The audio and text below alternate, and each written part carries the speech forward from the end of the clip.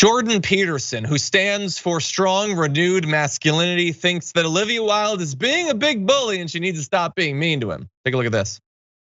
Olivia Wilde has a new movie out, which she says is based on you, this insane man, this pseudo-intellectual hero to the incel community. Incel being these weirdo loner men who are despicable in many ways. Is that you? Are you the intellectual hero to these people? Sure, why not?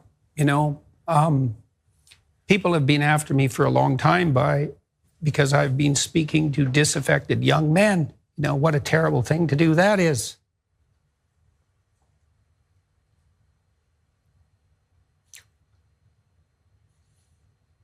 I thought the marginalized were supposed to have a voice. It's making you emotional. Talk about that. Well, God, it's very difficult to understand how demoralized people are. And certainly many young men are in that category. Okay, so Jordan Peterson, I'm gonna need you to pull it together just briefly so that you'll be able to follow me as I explain a very basic idea. Nobody's mad at you for talking to these people. They're mad at you for what you've said, okay? Nobody says these people wouldn't benefit from their help. They just dispute that what you provide is help. That the grift you throw at them, the money you've made by exploiting these people, by encouraging them to, yes, clean their room and also to continue to despise and fear and lust after women, to believe they're their property. You have not saved these people. You haven't solved their problem. You've made money and a higher profile for yourself by barking at them. That is not the solution they actually need. And so spare us the tears. We get to criticize your message. And more importantly, I honestly, at the end of the day, don't care that much about Jordan Peterson. But there are many people in this orbit who have been selling this sham idea of what I call frail, fragile masculinity to these people. These are broken men. They do need to be fixed. And to fix them, they need to be kept as far away from people like you and Ben Shapiro and Matt Walsh and Tucker Carlson and all of them as is humanly possible. So earlier this week, we were lucky enough to be joined by author Laurie Penny, and my goal was for us to finally fix men and all of their problems. And we got close, but we didn't quite do it. So we decided to bring her back on, and I think this time we're gonna nail it. Welcome back to the show, Laurie. Hey, John, how are you doing? I'm great, and much better now that you're here. So we were talking about Jordan Peterson, and there were a few areas of his work that you've researched and written about that I wanted to get into that we weren't able to with the time that we had.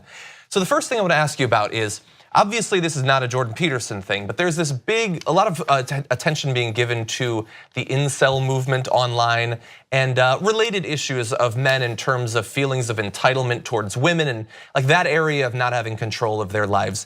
To what extent, if any, are concerns about dating and sex a part of the appeal of Jordan Peterson? Honestly, I think concerns about dating and sex, particularly young men, and not only young men, but particularly young men's sort of frantic, anxious feelings about sexual entitlement. They don't just explain the appeal of Jordan Peterson. They explain quite a lot about what's wrong with our politics right now, both your politics in the US and around the world, like in Britain. This idea that, honestly, I don't think you can understand the trend towards neo-nationalism and modern fascism without understanding toxic masculinity. And you can't understand toxic masculinity without understanding this idea that men are somehow entitled to a woman, access to the body of at least one woman, any woman. And the idea that you're meant to be just given a woman. Can you stop doing that? Sorry, last time I was on here, you just sort of flashed up Jordan Peterson. We're trying to throw you off your game. It's like that scene in Fight Club, when they flash it up. I saw it. It's the cigarette burn.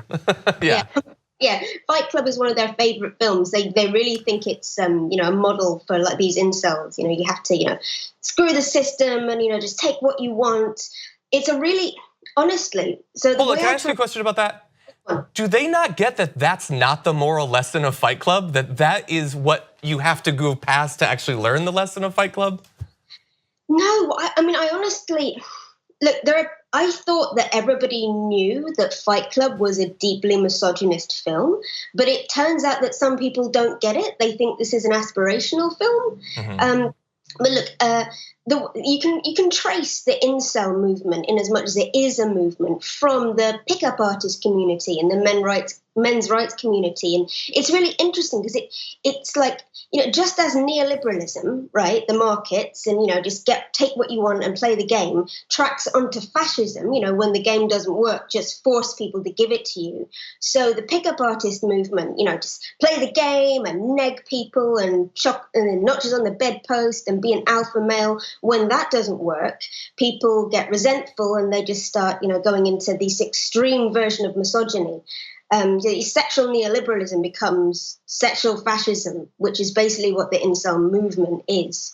But I think one thing that's extremely important to remember is that in a lot of these communities, and we've got to understand that the incel community and the neo-nationalist community are deeply, deeply linked. They have been from the start.